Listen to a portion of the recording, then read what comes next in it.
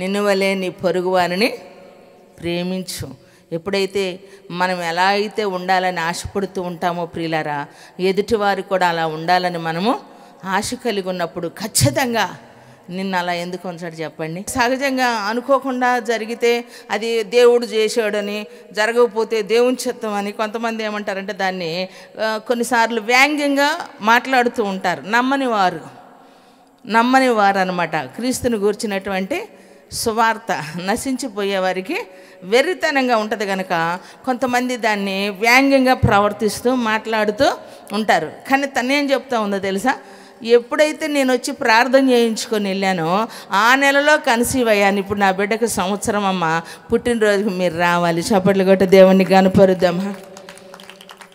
ఎందుకంటే ప్రియులరా, సహజంగా దేవుడు ఏ అవసరతతో ప్రజలు వస్తూ ఉన్నారో వారిని గమనించే దేవుడు, వారికి కావలసింది ఇచ్చే దేవుడు, వారి అవసరతలు తీర్చే దేవుడు ప్రియులారా. అయితే దేవుని సన్నిధిలో మనం ఏ విధంగా వస్తూ ఉన్నామో, అమ్మ ఏది కూడా దైవజనులు వచ్చినప్పుడు అంటే అడగొచ్చు, కానీ తను ఆశపడింది మొదట ఏమిటంటే, ఇప్పుడు తను వాడిన మాటల్లో మీరు ఎన్నో మార్లు ఒకే పదం వచ్చింది కదా, ఇంకా దేవుని కొరకు బ్రతకాలి, దేవుని సాక్షిగా ఉండాలి, దేవుని కొరకు నీతి కలిగిన వారిగా బ్రతకాలి. ప్రభువును కలిగి ఉండటం ఒక వంతు, రక్షించబడి ఉండటం ఒక వంతు, ప్రార్థన చేయటం, ఇవన్నీ విశ్వాస జీవితంలో భాగాలు. అయితే విశ్వాసం ఎప్పుడూ పరిపూర్ణమైనటువంటి స్థాయికి వారు వెళ్ళారు అని చెప్పుకోగలగాలి. వీరు నీతిమంతులు, వీరు నీతిని అనుసరించారు అని చెప్పి మన సాక్ష్య జీవితాన్ని ఎప్పుడైతే కాపాడుకున్నటువంటి వారిగా ఉంటామో పరిపూర్ణమైనటువంటి క్రైస్తవ జీవితానికి ఆశీర్వాదము, సంతోషము ఏమిటేనంటే దేవుని నీతి మనలో కలిగి ఉండటం. క్షణంలో జీవితం ఎటు మారిపోయిద్దో తెలియదు, కానీ బ్రతికున్నప్పుడే మనము ప్రేమ కలిగి బ్రతకాలని చెప్పింది. చప్పట్లు కొట్టి దేవుణ్ణి కనపరుద్దామా ప్రియులరా. ఒక దేవుని ఎరుగునటువంటి వ్యక్తి సమాజాన్ని చూసి తను తెలుసుకుంటూ ఉన్నటువంటి గొప్ప వాస్తవం. ఈరోజు ప్రభువును కలిగి ఉన్నాం, యేసుక్రీస్తుని రక్షకునిగా మనము అంగీకరించాం. విశ్వాసము చేతను ఓర్పు చేతను వాగ్దానములను స్వతంత్రించుకుని వారిని పోలి నడుచుకున్నట్లుగా మీలో ప్రతి వాడును మీ నిరీక్షణ పరిపూర్ణమగు నిమిత్తము మీరు ఇదివరకు కనుపరిచిన ఆసక్తిని తుదమట్టుకు కనుపరచవలనని అపేక్షించుచున్నాము. రెండు చేతులెత్తి గట్టిగా స్తోత్రం స్తోత్రం.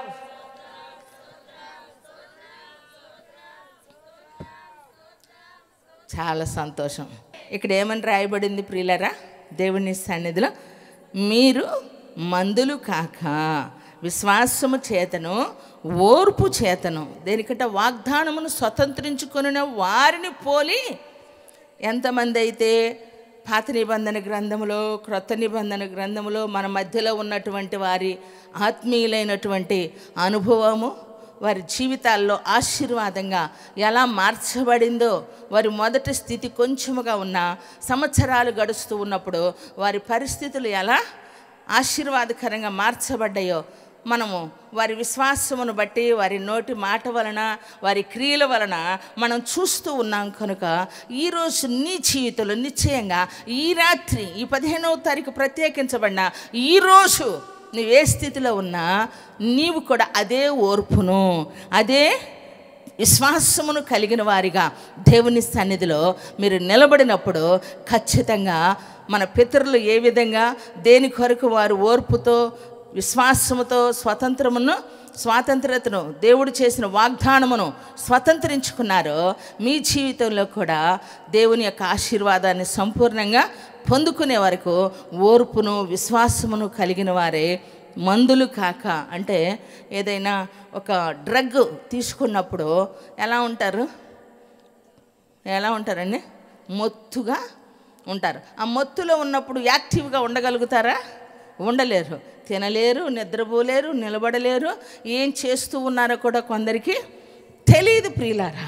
ప్రభు వచ్చేంత వరకు మనకిచ్చిన ఈ పరిచర్యలో, ఈ సహవాసంలో సాక్ష్యంగా దేవుని సన్నిధిలో నిలబడాలి ప్రియులారా.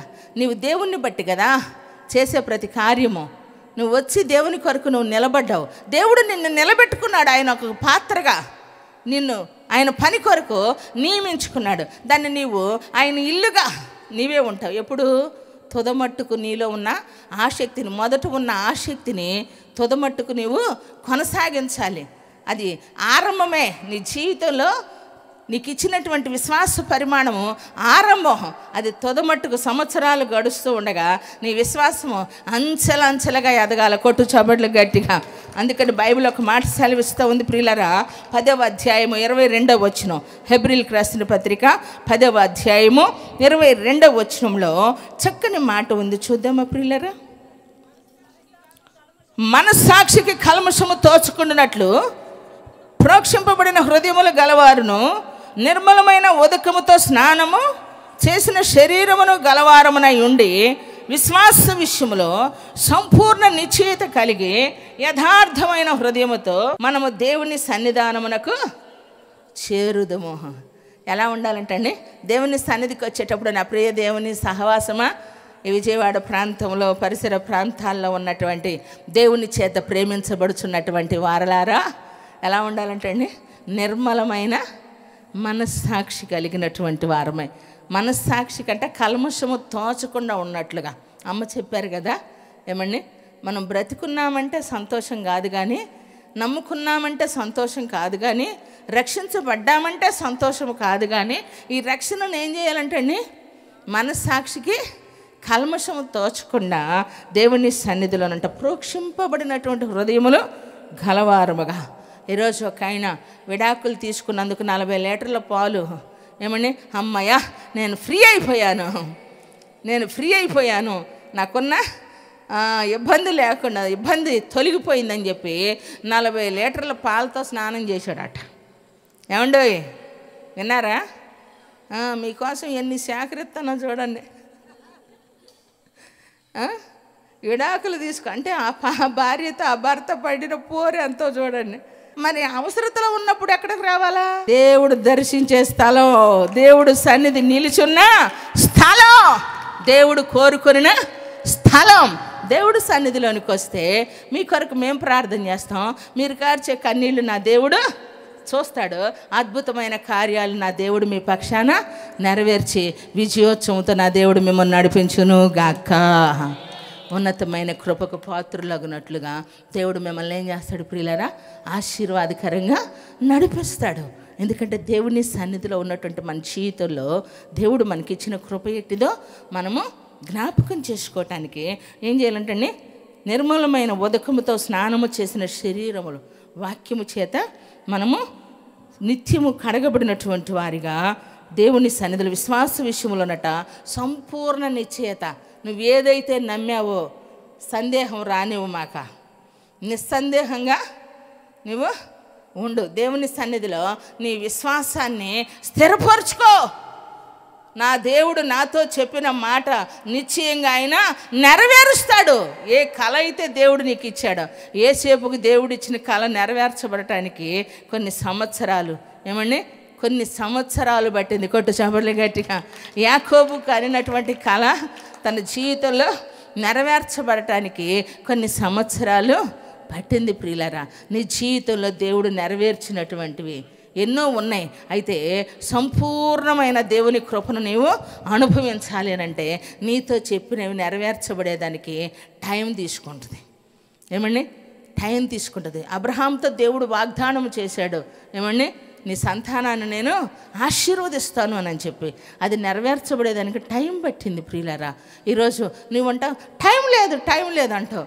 అన్నిటికీ అనవసరంగా టైం వేస్ట్ చేసుకుంటావు. కానీ దేవుని సన్నిధిలో ఎదురు చూసే విషయంలో, దేవుని మందిరానికి వచ్చే విషయంలో, బైబిల్ చదివే విషయంలో, ప్రార్థన చేసే విషయంలో, వాక్యం వినే విషయంలో, దేవునితో గడిపే విషయంలో నీకు టైం లేదంటావు. కానీ టైం ఇక్కడ కావాలి నీకు. దేవునికి మహిమ కలుగునుగాక. సమయం విలువ చాలా గొప్పది. నీ విలువ ఎక్కువగా ఎంచబడాలి అంటే దేవునితో నీవు గడపాలి ప్రియులారా.